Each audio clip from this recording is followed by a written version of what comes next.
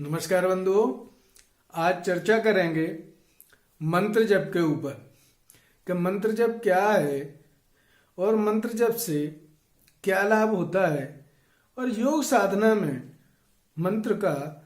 क्या महत्व है, यह हमारी साधना में क्या सहायता कर सकता है। बंधुओं, मन में जब हम किसी मंत्र को धारण करते हैं, वो मंत्र चाहे गुरु द्वारा दिया हो या आपको पूर्व जन्म के संस्कार से,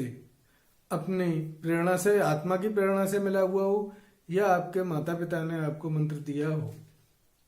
जो मंत्र हैं उनका हमारे जीवन में, साधना में बहुत ही अधिक महत्व है। जिस तरीके से हम दूध को देखते हैं कि दूध के अंदर इतने सारे तत्व विद्यमान होते हैं, उसके अंदर घी भी छुपा हुआ होता है, मक्खन छुपा हुआ होता है, तमाम तरीके की चीजें दूध के अंदर शामिल होती हैं, लेकिन वो हमें दिखाई नहीं देती हैं। दूध एक सफेद तरल पदार्थ दिखाई देता है, लेकिन जब उस दूध को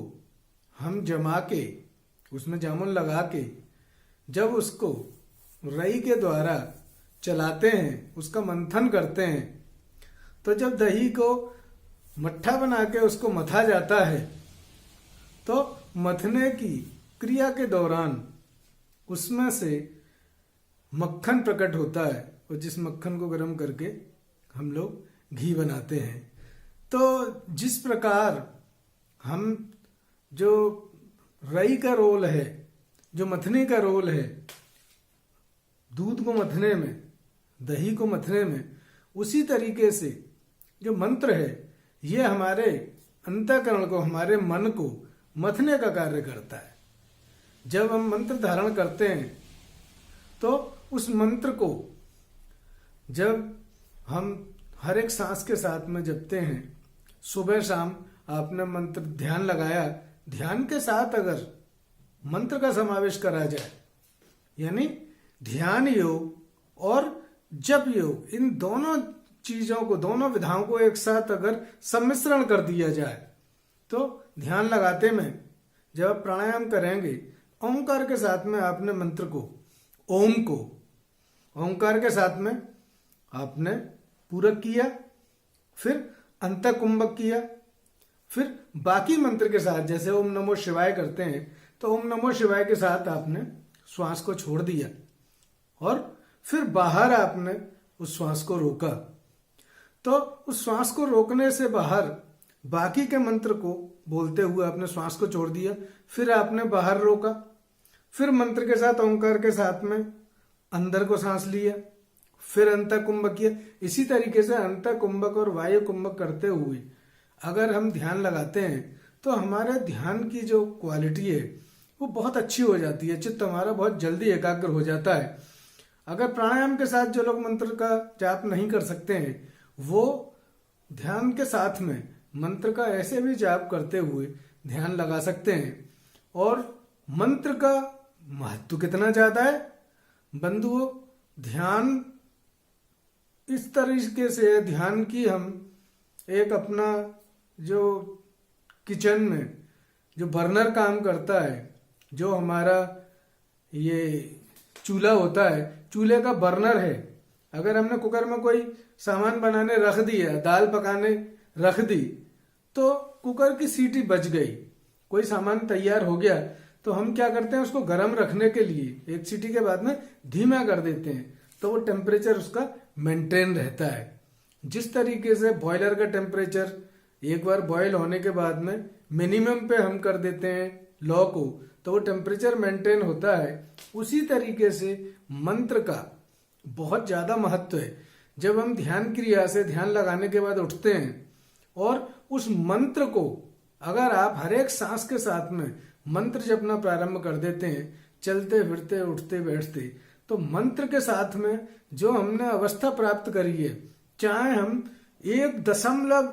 पॉइंट्स में ही आपकी जो है वो मन की उन्नति हुई हो, तो जो हमारा चित्त की स्थिरता है, जो एकाग्रता है, वो एकदम समाप्त नहीं होती है। जैसे ही हम अपने ध्यान कक्ष से बाहर आते हैं और हम ईश्वर का चिंतन मनन करते हुए उस मंत्र का जाप करते हैं तो वो जो हमारी प्राप्त अवस्था है उसको मेंटेन करने में बहुत सहायता मिलती है। और जब हम लंबे समय तक, दीर्घ काल तक इस क्रिया को करते रहते हैं कि ध्यान भी लगा रहे हैं, मंत्र का जाप भी कर रहे हैं और मंत्र के जाप के साथ अपने इष्ट का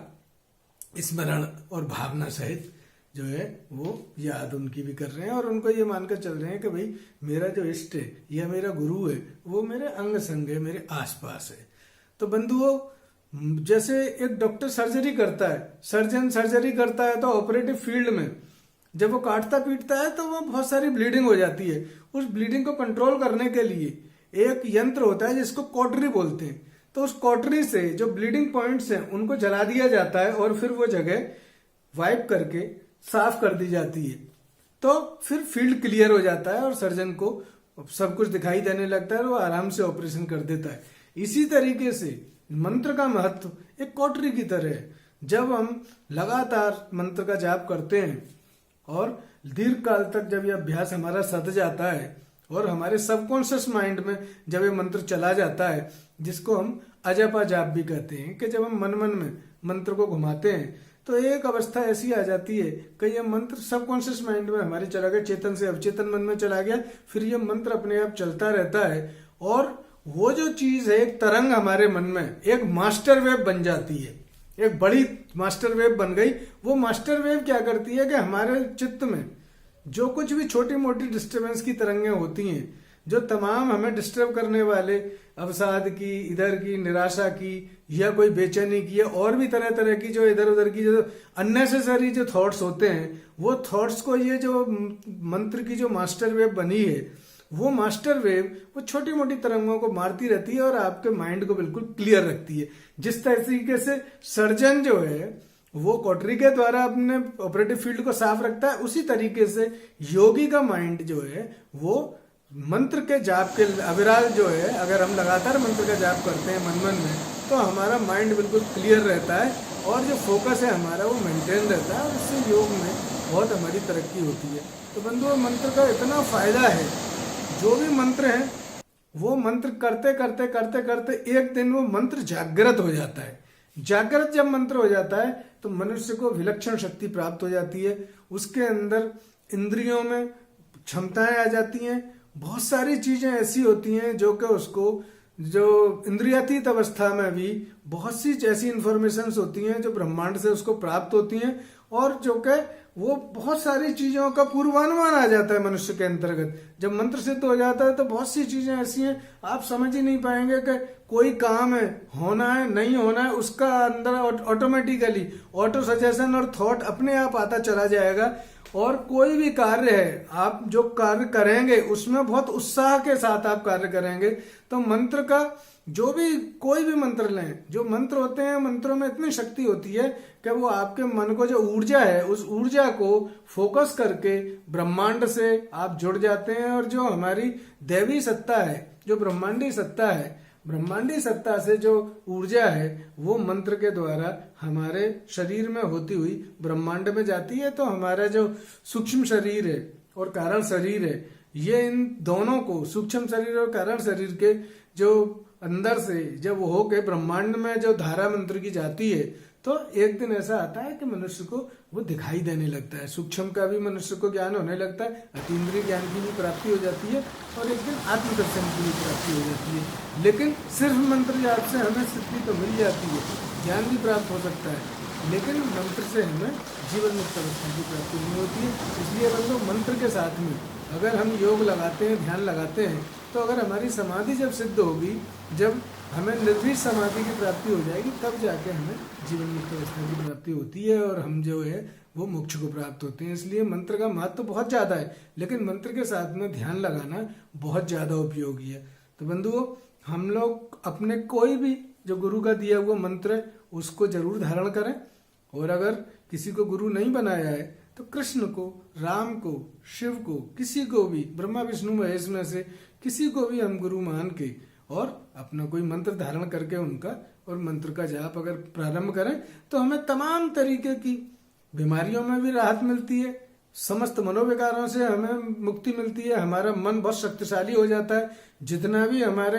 कष्टकारक जो चीजें हैं, दुख की अनुभूति ही नहीं होती है। जब आप मंत्र जाप करते हैं तो इतनी विलक्षण जो है आनंद आपको आएगा, इंद्रियातीत अवस्था जो है आपको प्राप्त होगी, का जो दिव्य आनंद है, दिव्य अनुभूतियां आ जाती हैं, तो आपको कोई चीज हिला नहीं सकती, बेचैन नहीं कर सकती, और हम तमाम तरीके के मनोरोगों से भी छूट जाते हैं। बहुत से शारीरिक जो कष्ट हैं उनका भी जो दुख है वो हमारा कट जाता है, समाप्त हो जाता है। तो मंत्र जो है वो बहुत ही हमारे जीवन में उपयोगी होता है, चाहे कोई सा भी मंत्र लें। गायत्री का मंत्र बहुत पावरफुल मंत्र है, ज्ञानवर्धक है, स्वास्थ्यवर्धक है और सुख को देने वाला है, मोक्ष को प्रदान करने वाला है। और भी जो मंत्र है, कोई भी मंत्र है, ओम नमो शिवाय का भी मंत्र ले सकते हैं, ओम नमो भगवते वासुदेवाय का भी मंत्र ले सकते हैं। शैव लोग अपने ओम नमो शिवाय का कर सकते हैं। जो लोग जो विष्णु भगवान की जो आराधना करने वाले हैं वो विष्णु भगवान का मंत्र ले सकते हैं। इसी तरीके से शक्ति की उपासना करने वाले हैं, माँ की उपासना करने वाले हैं, वो कोई माँ का मंत्र ले सकते हैं, उसके साथ में अपनी आराधना कर सकते हैं। तो बंधुओं, अगर हम योग में मंत्र का प्रयोग करें, ध्यान में मंत्र का प्रयोग करें, तो वो हमारे लिए अत्यंत लाभकारी होगा और तमाम जो है हमें उसके फायदे नजर आएंगे। बंधुओं, हम लोग जो भी योग साधना अपना जीवन यापन करते हैं, एक चीज का ख्याल रखें, आधा घंटा सुबह, आधा घंटा शाम हम अपने मानसिक स्वास्थ्य के लिए, भजन पूजा के लिए, आराधना के लिए निकालें, और 1 घंटा जो है वो हम अपने शारीरिक मेहनत के लिए, परिश्रम के लिए निकालें, एक्सरसाइज के लिए निकालें। अगर हम 1 घंटा भजन पूजा और ध्यान के लिए देते हैं और 1 घंटा शारीरिक व्यायाम के लिए देते हैं, और अगर संतुलित भोजन करते हैं, लाइफ स्टाइल को चेंज करते हैं, तला भुना कम खाते हैं, जो हमारा पुराना ढर्रा था, जो पुरानी स्टाइल थी, अगर उसमें लौटते हैं, मोटा अन्न खाते हैं, सब चीजें जो है संतुलित मात्रा में खाते हैं, सब्जियां खाते हैं, फल खाते हैं, और थोड़ा तुरंत किसी भी चीज की प्रतिक्रिया नहीं देते हैं, कम खाते हैं और थोड़ा गम भी खाते हैं। अगर कम खाएंगे, गम खाएंगे और तुरंत प्रतिक्रिया नहीं देंगे, तो हम बहुत सारे होने वाले झगड़े झंझटों से और बहुत सारे कॉम्प्लिकेशन से बच सकते हैं, और अपने जीवन को और अपने परिवार को और अपने समाज को और इस विश्व को बहुत ही सुंदर और प्रगतिशील और स्वर्गीय वातावरण इसका निर्माण कर सकते हैं। तो बंधुओं, मैं समाप्त करता हूँ। जय हिंद, जय भारत, जय श्री कृष्ण।